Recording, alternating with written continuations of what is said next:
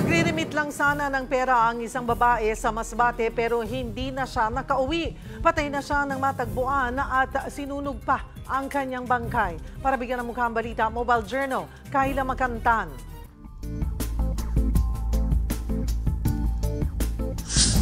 Hustisya ang sigaw ng mga kaanak ng babaeng brutal na pinatay sa Masbate.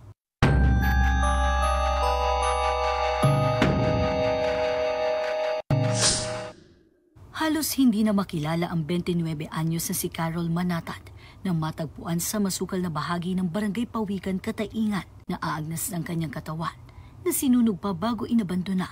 Sa investigasyon, June 25, pumuntang barangay poblasyon ng biktima para mag-remit ng pera. Angkas ni Carol noon ng isang kaibigan na ibinaba naman niya sa bangko. Hindi niya alam kung saan pumunta.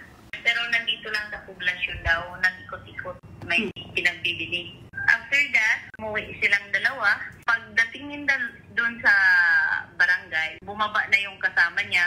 Yung mga pinagbili niya, iniwan lang naman din. Nagmamadali daw na bumalik dito sa poblasyon. Yun na ang huling beses na nakitang buhay si Carol. Kinabukasan, lumapit ang kanyang mga kaanak sa otoridad para magpatulong sa paghahanap. June 27, nakauwi na ang asawa niya galing Maynila pero wala pa ring balita. Kaya naman tsinaga niyang hanapin ang asawa. Hanggang sa umaga ng June 28, isang residente ang nag-report ng masangsang na amoy. Dito na nadiskubre ang bangkay ni Carol. Sa ngayon, may person of interest na raw ang mga otoridad.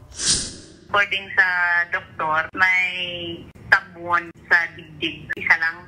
Sa ngayon po, hindi po tayo makakapagsabi kung hinalay ba siya kasi hindi pa na-autopsy yung body niya. Mobile Journal, Kayla Makantan, hatid ang mukha ng balita.